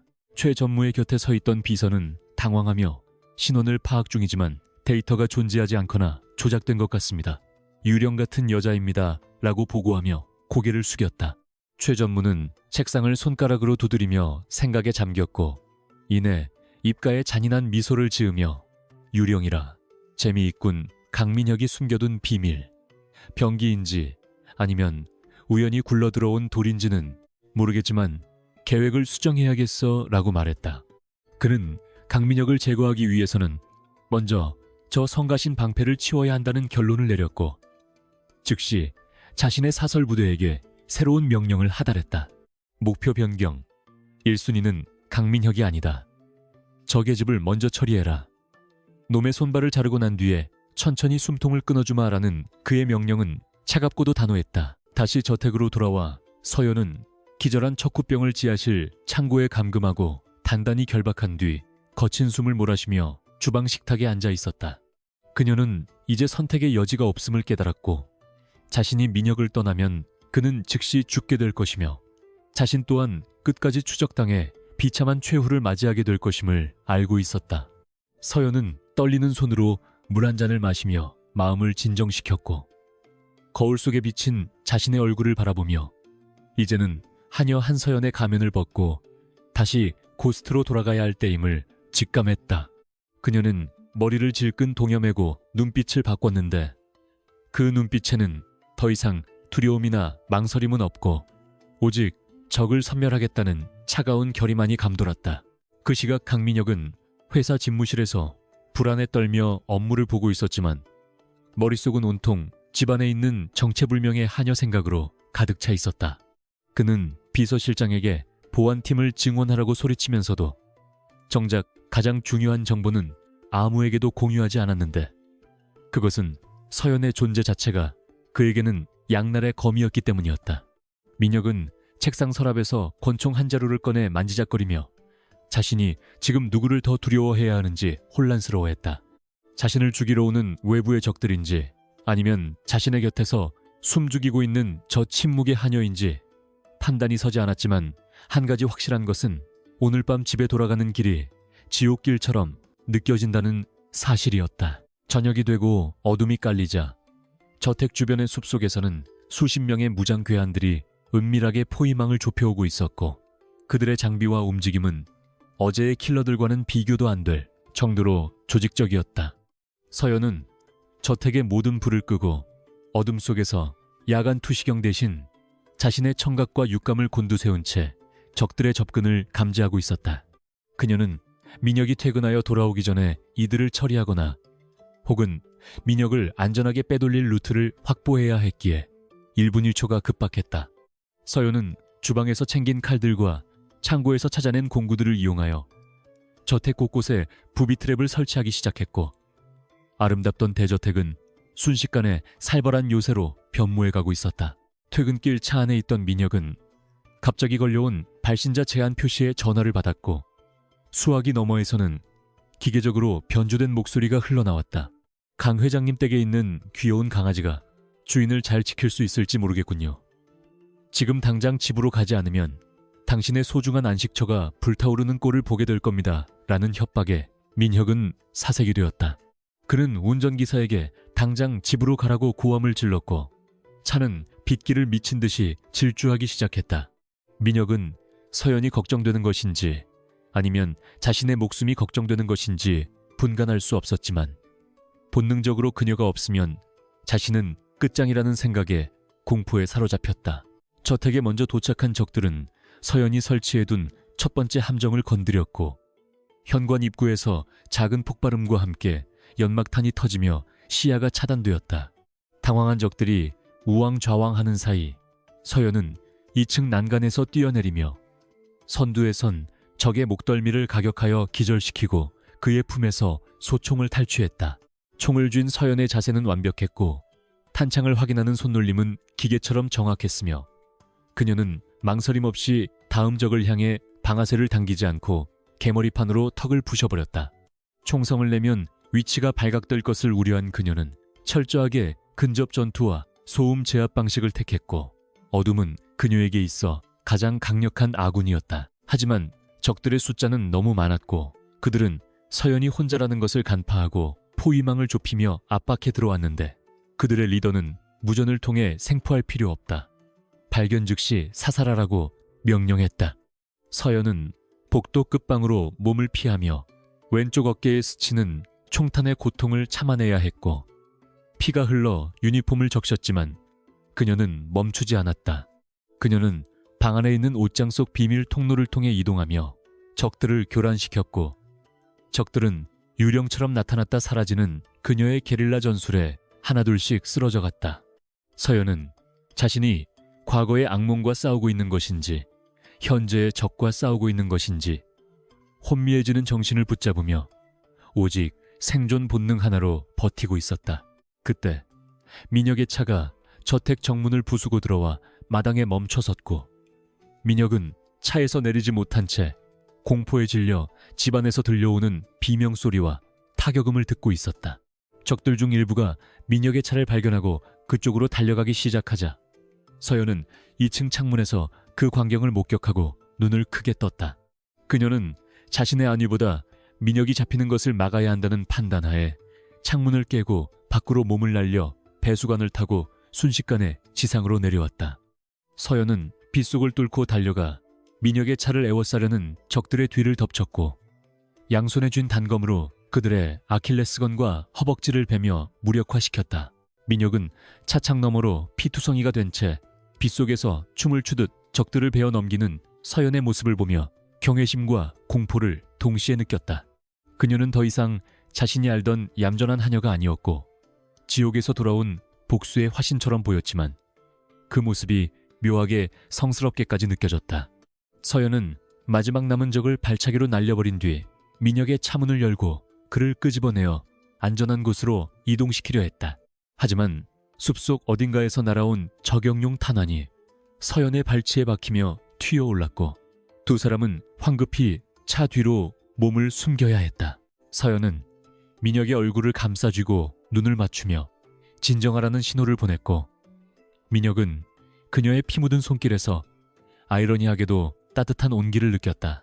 그녀는 손가락으로 저격수의 위치를 가리키며 우회해서 탈출해야 한다는 수신호를 보냈지만 민혁은 알아듣지 못하고 그저 고개만 끄덕일 뿐이었다.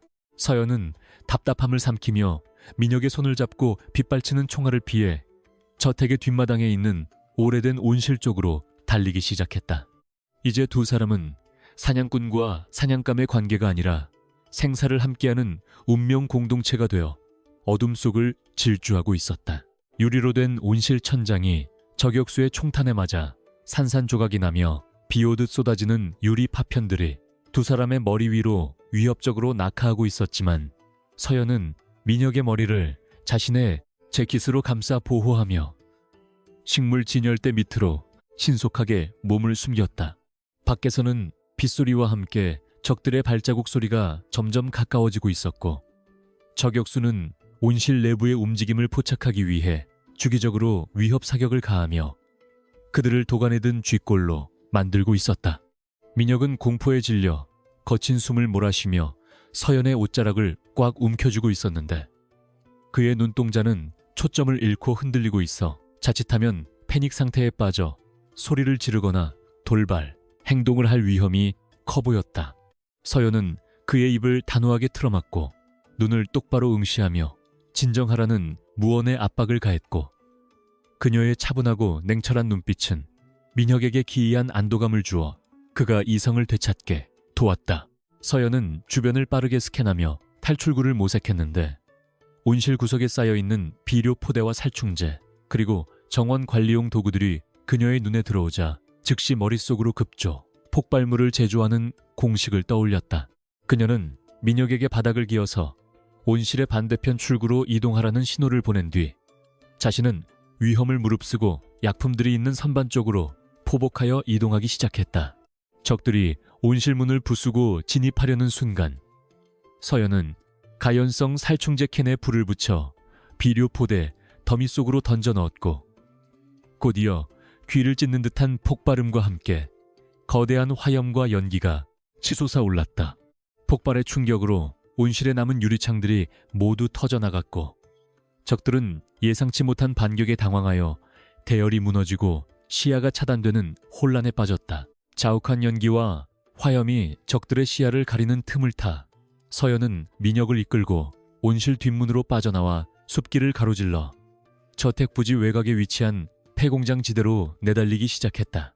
이곳은 과거 KR그룹이 섬유 공장으로 사용하다가 지금은 가동을 멈추고 방치해둔 곳으로 복잡한 내부 구조와 녹슨 기계들이 가득하여 추격자를 따돌리고 역습을 가하기에 최적의 장소였다. 민혁은 숨이 턱끝까지 차오르고 값비싼 구두가 진흙탕에 빠져 엉망이 되었지만 살기 위해 필사적으로 서연의 뒤를 따랐고 평소라면 절대 발을 들이지 않았을 음습한 폐허로 스스로 걸어 들어갔다. 빗줄기는 더욱 굵어지고 천둥 소리가 공장의 양철 지붕을 두드리며 기괴한 소음을 만들어내고 있어 공포감을 조성하기에 충분했다. 폐공장 내부로 들어서자 곰팡이 냄새와 쇠비린내가 코를 찔렀고 깨진 창문 사이로 들어오는 번개 불빛만이 간간히 어둠을 밝혀주어 마치 거대한 괴물의 뱃속에 들어온 듯한 느낌을 주었다. 서연은 민혁을 2층 제어실 구석에 숨겨두고 주변에 굴러다니는 쇠파이프와 녹슨 볼트들을 주워 주머니에 채워 넣으며 자신만의 무기고를 준비했다. 그녀는 민혁의 손에 무거운 몽키 스패너 하나를 쥐어주며 누군가 문을 열고 들어오면 망설이지 말고 내려치라는 눈빛을 보냈고 민혁은 떨리는 손으로 스패너를 받아들며 고개를 끄덕였다. 이제부터는 도망치는 것이 아니라 사냥을 시작할 차례였고 서연은 자신의 본능을 완전히 해방시켜 어둠 그 자체가 되기로 결심했다. 추격해온 적들은 조를 나누어 공장 내부를 수색하기 시작했고 그들의 전술 라이트 불빛이 어둠을 가르며 이곳저곳을 비추었지만 서연은 이미 그들의 동선을 파악하고 그림자 속에 몸을 숨긴 상태였다. 선두의 선적이 1층 기계실 쪽을 살피는 순간 위에서 서연이 소리 없이 낙하하여 그의 목을 다리로 감아 조르며 순식간에 기절시켰고 시체를 어둠 속으로 끌고 사라졌다. 뒤따라오던 동료가 인기척을 느끼고 뒤를 돌아보았을 때는 이미 동료가 사라진 뒤였고 바닥에 떨어진 무전기만이 지직거리며 불안한 잡음을 내고 있을 뿐이었다. 공포심이 적들의 마음속에 싹트기 시작했고 그들은 보이지 않는 유령과 싸우고 있다는 느낌에 서로의 등 뒤를 경계하며 위축되기 시작했다. 서연은 공장의 지형지물을 완벽하게 활용하여 적들을 하나씩 각계격파해 나갔는데 녹슨 컨베이어 벨트를 작동시켜 소음을 유발하고 적들의 주의를 분산시킨 뒤 반대편에서 기습하는 방식을 사용했다. 그녀가 던진 볼트와 너트는 정확하게 적들의 전술 라이트를 깨트리거나 급소를 타격했고 어둠 속에서 날아오는 정체불명의 공격의 적들은 패닉 상태에 빠져 허공에 대고 총을 난사하기 시작했다. 총구에서 뿜어져 나오는 불꽃이 번쩍일 때마다 서연의 실루엣이 유령처럼 나타났다 사라졌고 그때마다 적들의 비명소리가 하나씩 늘어갔다. 민혁은 제어실 창틈으로 아래를 내려다보며 서연이 보여주는 압도적인 전투력에 전율했고 그녀가 단순한 인간이 아니라 전쟁을 위해 만들어진 병기임을 확신했다. 적들의 대장은 부하들이 하나둘씩 당하자 분노하여 전원 사격을 명령했지만 서연은 이미 그들의 포위망을 뚫고 대장의 바로 위쪽 배관 파이프 위에 자리를 잡고 있었다. 그녀는 배관의 밸브를 열어 뜨거운 증기를 아래로 분사시켰고 시야가 가려진 적들이 우왕좌왕하는 사이 뛰어내려 대장의 어깨에 칼을 꽂고 그의 무기를 탈취했다. 대장이 고통에 몸부림치며 반격하려 했지만 서연은 그의 팔을 꺾어 제압하고 인간 방패로 삼아 남은 적들을 향해 사격을 가했다. 그녀의 사격 솜씨는 백발백중이었고 망설임 없이 급소를 노리는 냉혹함은 적들의 전의를 완전히 상실하게 만들기에 충분했다. 하지만 적들도 만만치 않아서 지원군이 공장 입구로 들이닥치며 중화기로 무차별 사격을 가해왔고 서연은 기둥 뒤로 몸을 피해야만 했다. 콘크리트 기둥이 총탄에 깎여나가며 먼지가 피어올랐고 서연은 탄창을 확인하며 상황이 불리하게 돌아가고 있음을 직감했다. 그때 제어실에 숨어있던 민혁이 용기를 내어 공장에 메인 전력 차단기를 올려버렸고 갑작스럽게 공장 내부에 대형 환풍기와 프레스 기계들이 굉음을 내며 작동하기 시작했다. 이 돌발적인 상황은 적들에게 큰 혼란을 주었고 그 소음은 총소리와 발자국 소리를 덮어버려 서연에게 다시금 은밀하게 움직일 수 있는 기회를 제공했다. 서연은 민혁의 기지에 감탄할 새도 없이 작동하기 시작한 기계들 사이를 누비며 적들의 측면을 파고들었고 움직이는 프레스 기계 쪽으로 적을 유인하여 처참하게 짓눌리게 만들거나 컨베이어 벨트 위로 밀어버렸다. 잔혹한 비명소리가 기계 소음에 묻혀 사라졌고 공장은 순식간에 피와 기름이 뒤섞인 지옥도로 변해갔다. 민혁은 자신이 작동시킨 기계가 사람을 죽이는 도구가 되는 것을 보며 구역질을 느꼈지만 이것이 자신이 살기 위한 유일한 방법임을 알기에 눈을 질끈 감고 버텨냈다. 그는 이제 서연의 등 뒤에 숨어 보호받는 존재가 아니라 그녀와 함께 싸우는 파트너로서의 역할을 수행하고 있었다. 마지막 남은 적들의 리더인 행동대장이 칼을 뽑아들고 서연에게 달려들었고 두 사람은 비좁은 캐워크 위에서 최후의 결전을 벌이게 되었다. 행동대장은 거구의 근육질로 힘으로 서연을 압도하려 했지만 서연은 난간을 이용하여 공중으로 도약하며 그의 공격을 피하고 오히려 그의 힘을 역이용해 균형을 무너뜨렸다. 빗물과 기름으로 미끄러운 바닥 위에서 서연의 움직임은 춤을 추듯 우아하면서도 치명적이었고 그녀의 칼날은 대장의 힘줄과 인대를 정확하게 베어나갔다. 결국 대장은 중심을 잃고 난간 밖으로 떨어질 위기에 처했고 서연은 그의 넥타이를 잡아채어 그를 허공에 매달아 놓은 채 차가운 눈으로 신문하듯 노려보았다. 대장은 살려달라고 애원하는 대신 저주를 퍼부으며 내 놈이 누구든 우리 조직을 이길 수는 없다. 팬텀님께서 널 찾아내 갈기갈기 찢어 죽일 것이다라고 악을 썼다. 그 말을 들은 서연의 눈빛이 순간 흔들렸지만 그녀는 망설임 없이 넥타이를 놓아버렸고 대장은 비명과 함께 아래층에 가동 중인 분쇄기 쪽으로 추락하여 끔찍한 최후를 맞이했다. 서연은 그 참혹한 광경을 끝까지 지켜보지 않고 돌아섰지만 그녀의 주먹은 하얗게 질릴 정도로 꽉 쥐어져 있었고 과거의 악몽이 현실이 되어 눈앞에 나타났음을 다시 한번 확인했다. 그녀는 숨을 고르며 피 묻은 얼굴을 닦아내고 제어실에서 떨고 있는 민혁을 데리러 가기 위해 계단을 올라갔다. 민혁은 피투성이가 되어 돌아온 서연을 보며 공포보다는 경외심을 느꼈고 그녀가 자신을 위해 지옥불 속으로 뛰어들어 싸워주었다는 사실에 가슴 깊은 곳에서 뜨거운 무언가가 올라오는 것을 느꼈다. 그는 더 이상 그녀를 하녀라고 부를 수 없었고 그녀를 자신의 생명의 은인이자 존경해야 할 전사로 인정하게 되었다. 서연은 민혁의 상태를 살피며 다친 곳이 없는지 확인했고 민혁은 자신의 더러워진 옷과 헝클어진 머리는 아랑곳하지 않고 서연의 상처난 어깨를 걱정스럽게 바라보았다. 두 사람 사이에는 말이 필요 없는 끈끈한 유대감이 형성되었고 이 지옥 같은 밤을 함께 통과하며 주종관계를 넘어선 동지애가 싹트기 시작했다. 공장 밖에는 폭우가 잦아들고 있었고 멀리서 경찰차의 사이렌 소리가 들려오지 않는 것으로 보아 적들이 주변을 완전히 통제하고 있음을 짐작할 수 있었다. 서연은 공장 구석에 주차되어 있던 낡은 트럭을 발견하고 배선을 조작하여 시동을 걸었으며 민혁을 조수석에 태우고 공장 뒷문을 부수고 탈출을 감행했다. 이제 그들은 방어자가 아니라 공격자가 되어 적들의 본거지로 향할 준비를 마쳤고 서연은 핸들을 잡은 손에 힘을 주며 팬텀과의 마지막 결전을 다짐했다. 트럭의 헤드라이트가 어둠을 뚫고 숲길을 비추자 그 빛은 마치 그들의 앞날을 예고하는 서광처럼 보였지만 그 길 끝에는 더 큰 어둠이 기다리고 있었다. 트럭 안에서 민혁은 서연에게 조용히 물었는데 이제 어디로 가는 거야? 우리는 살 수 있는 거야? 라는 그의 질문에는 두려움 섞인 기대감이 담겨 있었다. 서연은 대답 대신 민혁의 손등을 한 번 꽉 잡아주었고 그 짧은 접촉만으로도 민혁은 그녀가 끝까지 자신을 지켜줄 것이라는 믿음을 가질 수 있었다.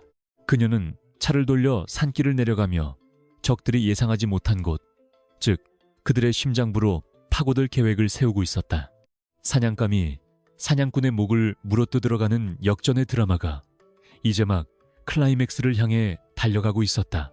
검은색 트럭이 굉음을 내며 철문을 뚫고 들어온 곳은 도시의 소음이 닿지 않는 깊은 산속에 자리 잡은 최 전무의 비밀 별장이었고, 그곳은 마치 요새처럼 견고하게 지어진 현대식 벙커와도 같았다. 비가 그치고 난 뒤에 밤 공기는 더욱 차갑고 날카로웠으며, 별장 주변을 지키던 사설 용병들은 갑작스러운 침입에 당황하여 우왕좌왕하다가 트럭에서 튀어나온 서연의 기습적인 공격에 속수무책으로 쓰러져 갔다. 서연은 트럭의 헤드라이트가 꺼지기도 전에 어둠 속으로 스며들어 적들의 시야를 교란시켰고, 그녀의 손에 들린 두 자루의 단검은 달빛을 받아 섬뜩하게 빛나며 춤을 추듯 적들의 급소를 파고들었다. 민혁은 트럭의 조수석에서 내려 떨리는 다리를 진정시키며 서연이 만들어준 피의 길을 따라 별장 입구로 향했는데, 그의 눈에는 이제 두려움보다는 결연한 의지가 서려 있었다. 별장의 육중한 현관문은 최첨단 보안 시스템으로 잠겨 있었지만 서연에게는 무용지물이었고, 그녀는 경비원에게서 탈취한 보안 카드를 이용해 가볍게 문을 열고 내부로 진입했다. 내부는 겉모습의 삭막함과는 달리 호화스러운 샹들리에와 최고급 대리석으로 치장되어 있어 마치 왕궁과도 같았지만, 그 화려함 뒤에는 구역질 나는 악취가 숨겨져 있음을 두 사람은 본능적으로 느꼈다. 넓은 로비를 지나 중앙홀로 향하는 복도에는 최정예 용병들이 배치되어 있었지만, 서연은 천장의 통풍구를 이용한 우회 침투 대신 정면 돌파를 선택했다. 그녀는 연막탄을 투척하여 시야를 차단한 뒤 망설임 없이 적진 한가운데로 뛰어들었고, 그녀의 움직임은 너무나 빨라 용병들이 방아쇠를 당길 틈조차 주지 않았다. 최 전무는 중앙홀의 가죽 소파에 앉아 최고급 콘약을 마시며 자신의 승리를 확신하고 있었고, 그의 곁에는 서연의 과거를 알고 있는 조직의 리더 팬텀이 무표정한 얼굴로 서 있었다. 팬텀은 얼굴의 반을 화상 흉터로 덮고 있었고, 그 흉터는 3년 전 서연이 속했던 부대를 몰살시킬 때 생긴 영광의 상처라고 믿고 있는 잔혹한 인물이었다. 최 전무가 강민혁의 시체가 발견되었다는 뉴스를 기다리며 킬킬거리고 있을 때 거대한 굉음과 함께 홀의 양쪽 문이 박살나며 용병들의 시체가 바닥으로 굴러들어왔다. 놀란 최 전무가 술잔을 떨어뜨리며 일어섰고, 자욱한 연기 속에서 피투성이가 된 서연과 창백하지만 도끼 어린 눈빛을 한 민혁이 걸어 들어왔다. 팬텀은 연기 속에서 걸어 나오는 서연을 보자마자 입가에 비틀린 미소를 지으며, 드디어 쥐새끼가 제 발로 덫에 걸러 들어왔구나. 고스트, 네가 살아있을 줄은 알았지만 이렇게 멍청하게 찾아올 줄은 몰랐다며 조롱 섞인 인사를 건넸다. 서연은 팬텀의 목소리를 듣는 순간 심장이 떠칠 듯한 분노와 공포를 동시에 느꼈지만, 겉으로는 아무런 내색도 하지 않은 채 오직 그를 죽이겠다는 일념으로 칼을 고쳐 잡았다. 민혁은 최 전무를 노려보며, 당신이 꾸민 짓이 결국 당신의 목을 조르게 될 거야. 내 모든 것을 걸고 당신을 파멸시키겠어 라고 소리쳤지만, 최 전무는 콧방귀를 뀌며 경호원들에게 공격 명령을 내렸다. 홀 안에 남아있던 최후의 정예 요원들이 서연을 향해 달려들었지만, 팬텀은 손을 들어 그들을 제지하고 자신이 직접 나서겠다는 듯 재킷을 벗어던지며 앞으로 걸어 나왔다. 그는 서연에게 1대1 대결을 신청하는 척하면서도 비열하게 소매 속에 숨겨둔 암기를 날렸지만, 서연은 고개를 살짝 틀어 피하고 동시에 팬텀의 품으로 파고들어 선제 공격을 가하했다. 두 사람의 격돌은 단순한 육탄전이 아니라 서로의 목숨을 건 살인기술의 경연장이었고, 그들의 손과 발이 부딪힐 때마다 뼈가 부딪히는 둔탁한 소리가 홀 전체를 울렸다. 팬텀은 압도적인 근력과 리치로 서연을 몰아붙였지만, 서연은 유연함과 스피드로 그의 공격을 흘려내며 치명적인 반격을 노렸다. 민혁은 서연이 팬텀을 상대하는 동안 도망치려 하는 최 전무를 막기 위해 달려갔고, 최 전무는 품에서 권총을 꺼내 민혁을 향해 발사하려 했다. 하지만 민혁은 더 이상 예전의 유약한 도련님이 아니었고, 그는 바닥에 떨어진 무거운 장식품을 집어던져 최 전무의 팔을 가격해 총을 떨어뜨리게 만들었다. 최 전무가 비명을 지르며 주저앉자 민혁은 그에게 달려들어 멱살을 잡고 바닥에 넘어뜨린 뒤 주먹을 날리기 시작했다. 이것은 내 직원들을 위한 것이다. 이것은 내 회사를 위한 것이다. 그리고 이것은 나를 죽이려 한 대가다라며 민혁은 울분을 토해내듯 주먹을 휘둘렀고 최전무는 피범벅이 된 채 살려달라고 애원했다. 한편 서연과 팬텀의 싸움은 점점 더 치열해져 갔는데 팬텀은 서연의 체력이 바닥나고 있다는 것을 간파하고 더욱 거세게 몰아붙이며 심리전을 펼치기 시작했다. 네가 그때 동료들을 버리고 혼자 도망쳤지. 그들이 불 속에서 타 죽어가며 너를 얼마나 원망했는지 아느냐. 벙어리가 된 건 죄책감 때문이겠지. 라며 서연의 트라우마를 자극하는 말을 쏟아냈다.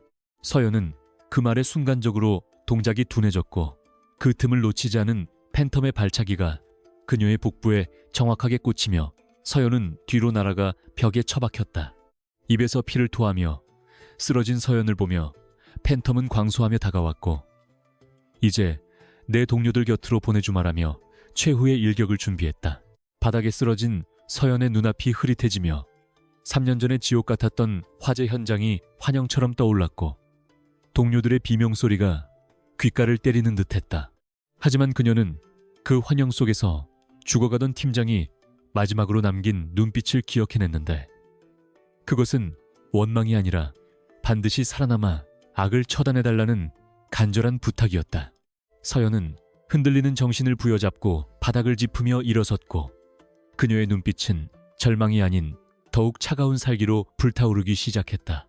그녀는 자신의 목소리를 잃은 대신 침묵이라는 가장 강력한 무기를 얻었음을 깨달았고 이제 그 침묵으로 팬텀의 궤변을 영원히 잠재우기로 결심했다. 팬텀이 마무리 일격을 위해 달려오는 순간 서연은 피하지 않고 정면으로 맞서며 자신의 왼쪽 어깨를 내어주는 육참 골간의 전술을 감행했다. 팬텀의 칼이 서연의 어깨를 뚫고 들어왔지만 서연은 고통을 삼키며 팬텀의 팔을 잡고 그를 끌어당겨 자신의 이마로 그의 코를 강하게 박치기 했다. 팬텀이 고통에 주춤하는 사이 서연은 숨겨두었던 마지막 비수를 꺼내 팬텀의 목을대를 정확하게 겨냥하여 찔러 넣었다. 팬텀의 눈이 공포와 경악으로 크게 떠졌고 입에서 피거품을 물며 무릎을 꿇었지만 서연은 그가 완전히 숨이 끊어질 때까지 칼자루를 놓지 않았다. 거대한 거목이 쓰러지듯 팬텀이 바닥으로 무너져 내리자 홀 안에는 무거운 정적이 감돌았고 오직 서연의 거친 숨소리만이 그 공간을 채웠다. 최전무를 제압하고 숨을 몰아쉬던 민혁은 서연의 어깨에서 흐르는 피를 보고 비틀거리며 그녀에게 다가갔고 자신의 넥타이를 풀어 지혈을 시도했다. 서연은 팬텀의 시체를 내려다보며 아무런 감정도 드러내지 않았지만 그녀의 떨리는 손끝은 그녀가 겪은 감정의 경랑이 얼마나 거대했는지를 보여주고 있었다. 그녀는 드디어 과거의 망령으로부터 해방되었음을 느꼈지만 그 대가로 입은 상처는 너무나 깊고 쓰라렸다. 그때 밖에서 경찰차의 사이렌 소리와 헬리콥터의 프로펠러 소리가 요란하게 들려오기 시작했는데 이는 서연이 별장에 침투하기 전 미리 전송해둔 증거 파일들이 당국에 접수되었음을 의미했다. 최전무는 경찰들이 들이닥치는 소리를 듣고 절망적인 표정으로 바닥에 머리를 박았고 그의 찬란했던 제국은 하룻밤 사이에 모래성처럼 무너져 내렸다. 특공대원들이 홀 안으로 진입하여 상황을 장악하자 민혁은 손을 들어 자신이 피해자임을 알리고 서연을 보호하기 위해 그녀의 앞을 가로막아섰다. 그는 경찰들에게 그녀는 내 경호원이며 나를 구하다가 다쳤으니 당장 구급차를 불러달라고 소리쳤고 그의 목소리에는 그 누구도 거역할 수 없는 위엄이 서려 있었다. 서연은 구급대원들의 부축을 받으며 실려나가면서도 민혁에게서 시선을 떼지 않았는데 그녀의 눈빛은 처음으로 하녀가 아닌 대등한 인간으로서의 신뢰와 감사를 담고 있었다. 민혁 또한 멀어져가는 서연을 바라보며 자신이 알던 세상이 완전히 바뀌었음을 인정했고 그녀가 없었다면 자신은 껍데기뿐인 삶을 살았을 것임을 깨달았다. 그는 경찰에게 연행되어가는 최전무를 보며 비릿한 미소를 지었고 이제부터 시작될 법정 싸움과 기업 전쟁에서 절대 물러서지 않겠다는 다짐을 했다. 비가 완전히 그친 밤하늘에는 구름 사이로 달이 모습을 드러내며 피로 물든 별장을 차갑게 비추고 있었다. 병원으로 이송된 서연은 긴급 수술을 받게 되었고 수술실 밖에서 민혁은 피 묻은 셔츠를 입은 채 초조하게 서성였다. 그는 비서실장에게 전화를 걸어 언론을 통제하고 최 전무의 비리 증거를 내일 아침이면 기사로 터뜨리라고 지시하며 철저한 사후 처리를 명령했다. 하지만 그의 마음속 한 구석에는 서연이 깨어나면 어떻게 해야 할지, 그녀를 계속 곁에 둘 수 있을지에 대한 불안감이 자리 잡고 있었다. 그녀는 너무나 위험한 존재였지만 동시에 이제는 없어서는 안 될 존재가 되어버렸기에 민혁은 딜레마에 빠질 수밖에 없었다. 수술이 끝나고 마취에서 깬 서연은 창밖으로 들어오는 아침 햇살을 맞으며 눈을 떴고 그녀의 곁에는 민혁이 엎드려 잠이 들어 있었다. 서연은 움직이지 않는 팔을 억지로 들어 민혁의 머리카락을 조심스럽게 쓸어 넘기려다가 멈칫하며 손을 거두었다. 그녀는 자신이 다시 어둠 속으로 사라져야 할 운명인지 아니면 빛 속으로 걸어 나와도 되는지 자문했지만 답은 쉽게 나오지 않았다. 하지만 분명한 것은 어젯밤의 전투로 인해 그녀는 더 이상 과거의 얽매인 유령이 아니라 스스로의 의지로 삶을 선택한 전사가 되었다는 사실이었다. 며칠 뒤 KR그룹은 최 전무의 구속과 함께 경쟁사의 불법 행위가 낱낱이 밝혀지며 주가가 폭등했고 민혁은 영웅적인 경영자로 추앙받게 되었다. 하지만 민혁은 승리의 축배를 드는 대신 퇴원한 서연을 데리고 아무도 없는 조용한 바닷가로 차를 몰았다. 그는 서연에게 새로운 신분증과 여권, 그리고 거액이 든 통장을 건네며 자유를 주려 했지만 서연은 그것들을 받지 않고 민혁의 눈을 빤히 쳐다보았다. 그녀의 눈빛은 나는 갈 곳이 없으며 당신 곁이 내가 선택한 전장이라는 단호한 의지를 담고 있었다. 민혁은 서연의 고집을 꺾을 수 없음을 알고 한숨을 쉬며 쓴웃음을 지었지만 내심 그녀가 떠나지 않기를 바랐던 자신의 마음을 들킨 것 같아 얼굴이 붉어졌다. 그는 서연에게 그렇다면 내 곁에 있어줘. 대신 하녀가 아니라 내 파트너로서라고 말하며 손을 내밀었다. 서연은 잠시 망설이다가 그 손을 맞잡았고 두 사람 사이에는 말로는 표현할 수 없는 깊은 유대가 형성되었다.